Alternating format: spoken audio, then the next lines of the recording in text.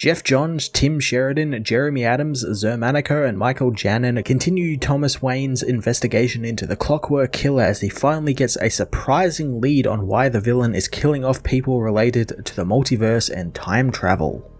Jeff Johns, Tim Sheridan, and Jeremy Adams continue to map out Thomas Wayne's journey back into Flashpoint this issue with some clues as to why the mysterious Clockwork Killer is killing off people related to time travel and to other worlds in the multiverse. Like with the first issue, I really love how much the writers are using Flashpoint and how it has this huge stranglehold over Thomas, to the point where once returning to Flashpoint, it seems to almost be infecting his mind with all its dour chaos and fear, making him believe everything he ever fought for was for nothing and nothing in his life matters at all. It's been really compelling to see him wrestle with that idea and how he can be a better Batman after having seen something similar with Bruce in Earth Zero, where Bruce is a better Batman, but this world just keeps ripping him down and keeps reverting him back to his old ways, since he knows they work on this world and that's like the only thing that can work in his life, so he goes back to it. The ties to Dark Crisis also rear their head with a small reappearance of Psycho Pirate, who was trying to seemingly escape the Dark Crisis, but he ends up dead anyway. We are left with kind of an opening with this not probably being the real Roger Hayden, or Roger Hayden jumping into the mind of like another version of himself somehow. So we're going to see how that figures into Williamson's work on Dark Crisis, since no doubt he's going to have a part for Psycho Pirate to play in it, since he did through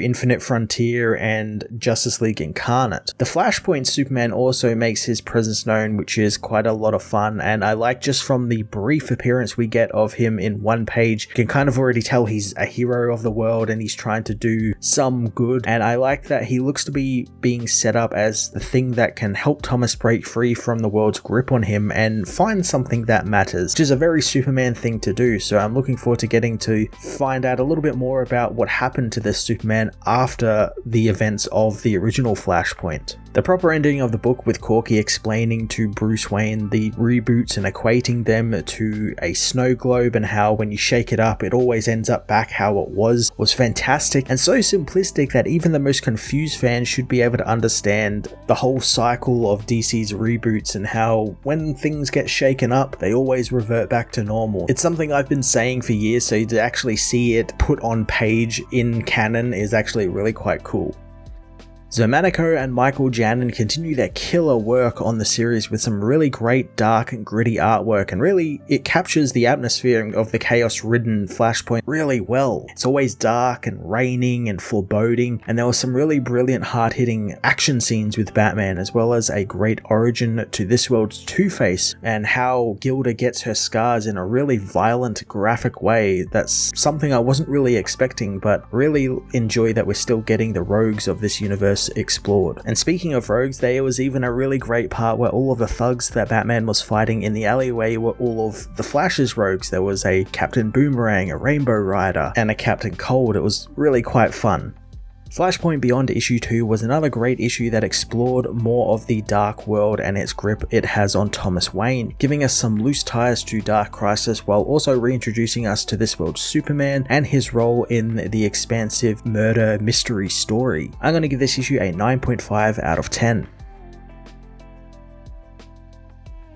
Flashpoint Beyond issue 2 finds Thomas Wayne trying to piece together the killings of the Clockwork Killer, who while he was out of the country dealing with Aquaman, killed 3 more people. He knows the police don't think the murders are connected, but Thomas knows better, knowing Nathaniel Adam, Matthew Ryder, and Percival Sutter were all like Barry Allen, and he knows who they all were on Bruce's world. Thomas is angered that he had a hand in killing Aquaman, since Bruce wouldn't have been tricked into doing that, but he's old, angry, and reckless, and is as corrupt as the world he lives in and everyone in it. He thinks once he finds the killer, nothing will exist anymore, since nothing matters except the motive behind these murders and who he has to kill to fix the timeline. Thomas changes back into his business suit as he knows that if the future existed, a savior in the form of the Legionnaires or Booster Gold would have come to help, but since they haven't, this is how he knows he is alone. Oswald tells him that the commissioner wants to see him at the casino, but Thomas reminds him the casino doesn't exist anymore. Oswald knows that's the problem, since his source of income to fund his life as Batman has been cut off, so he needs to do something about it. Thomas wants to discuss it later as he sees Harvey's son Dexter staring off into the moon, harpoon. Oswald thinks that there is something wrong with the boy since he wants to learn about explosives after having seen the casino blow up. Thomas tells the man to teach the boy about bombs as he goes to see the commissioner, who isn't hopeful they are going to find any survivors from the explosion. Thomas knows it's not important, making the woman wonder if he means the dead employees or his dead revenue stream, but all Thomas wants to know is what type of explosive was used. The commissioner says that they are still processing that information as she mentions Roger Hayden, the psycho pirate, wants to talk with Thomas at Arkham Asylum since he was ranting about coming from hypertime to take refuge from the Dark Crisis. She also reveals that he keeps saying that Bruce Wayne is meant to be Batman, as Thomas knows that's ridiculous, but he knows he finally has a lead as he heads to the asylum, remembering all about Hayden from Bruce's files and how his memories never changed despite reality changing around him. He knows the man is right about someone always trying to reshape the world, as Thomas feels almost sorry for the man and what he must endure since he probably doesn't even remember what reality is supposed to look like, which is why he is also suspicious of his ramblings. Batman breaks into the asylum and finds Roger has hung himself, but after looking over the scene, Thomas deduces that this was made to look like a suicide, and a sloppy one at that. He finds insane writings all over the cell walls proclaiming that Bruce is Batman, as well as something about infinite crises, as well as the names of all of the Flashes. However, Thomas doesn't recognize one name, Judy Garrick. Thomas doesn't understand most of the writing, but as he leaves, Gilda Dent talks to him through her cell door, knowing that he took her son since Roger told her. She reveals that she knows that Thomas is Batman, as Thomas wants to know what she saw. Gilda says that she will only talk about her son, asking if Dexter is okay. Thomas knows the boy saw his father be gruesomely killed by a harpoon-wielding maniac, bringing it back around to Roger's death and wanting to know who killed him. She notices the casino chip Thomas has in his hand, wanting to see it. Thomas gives her the chip and tells her to keep it, as she tells him that she didn't see what happened to Roger but heard him being strangled with his own bed sheets. She knows that's how her daughter died and her body was cremated, and she fought with Harvey about how they would deal with her body and bury her. Gilda notices one side of the chip is burned black as she asks if Thomas buried Bruce, demanding he answer her, knowing that he drove his wife mad and it started with his drinking and sleeping around. Thomas knows that none of this matters as Gilda continues to chide Thomas for his mistakes and for what he put his wife through. She knows eventually people will stop cowering and assert themselves to the people who made them feel like they didn't matter, something which Martha did. She says that Thomas was always a bad father, causing him to lash out and smash her viewing window. Gilda isn't impressed, knowing that she can even hit harder than that as she slams her face over and over again into the shattered glass, tearing up one side of her face as she knows it all matters to her, and so does the pain, since sometimes only that matters. Thomas heads to the roof as the guards soon find him in the prison, escaping the men shooting at him as he knows that this isn't his life and he fought to change it and his pain. He knows it's wrong, so he'll make sure it won't exist anymore and plans on erasing it all. Batman heads into the city knowing that while it isn't real, it feels real. He spots the rogues mugging a woman, confronting the criminals and hurting them badly since it feels good to him. Thomas finds that he loves having no consequences, and this is the most he's felt like himself in years. Boomerang pulls a gun on him and Thomas grabs it, putting it to his own head and telling the man to pull the trigger. Digger breaks down crying as Batman grabs the gun, pointing it back at Digger and deciding he's going to kill him since why not? He knows this is the only way the chaos and fear stops in this world, and if anything ever mattered, it was this. He tries to convince himself that he's doing this for Bruce when suddenly he is thrown hard into the brick wall by the Superman, who says that he heard what Batman said and he's wrong since everything matters. On Earth Zero, Corky Baxter knows that the storm is growing and is trapped inside the snow globe Bruce stole from Rip Hunter's time vault. The boy says the Snowman family inside the globe has it as hard as they do since their entire world is shaken up and turned upside down all the time, but in the end it always turns back into the same place it always was. He says that the Snowman father is like Bruce's father Thomas and he can see into another world, but he can't ever get there. He knows that being stuck there would be a real drag, but Bruce knows it's also safe in there since inside the snow globe,